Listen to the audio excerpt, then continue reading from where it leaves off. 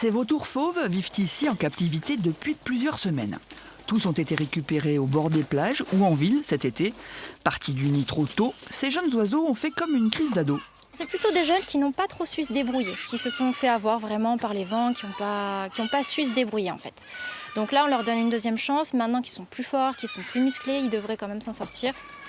Quand ils sont arrivés au refuge, ces 4 juvéniles étaient épuisés, affamés. Aujourd'hui, après un bon mois de repos et de soins, ils ont retrouvé la forme.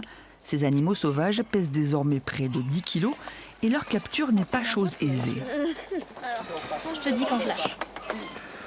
1, 2, 3. Putain, le caillou.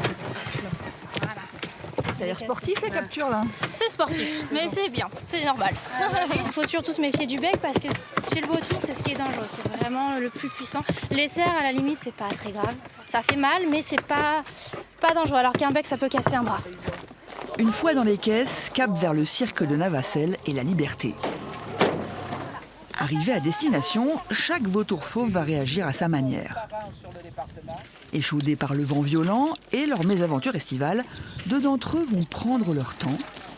Les autres foncent très vite vers la falaise et les grands espaces. Il faut qu'ils remettent leurs ailes en place, les plumes. Il faut qu'elles se remettent un peu en place avant leur envol. Ensuite, il faut qu'ils prennent un peu le soleil, ils se réchauffent un peu. Et certainement qu'il y en a qui sont un peu moins à l'aise en vol. Ils attendent des courants ascendants un peu plus favorables. Ces rapaces viennent des Grands Causses, zone naturelle qu'ils habitent depuis des siècles. Chassés, empoisonnés, les vautours avaient quasiment disparu dans les années 70. Ils ont été réintroduits par des ornithologues passionnés il y a une quarantaine d'années.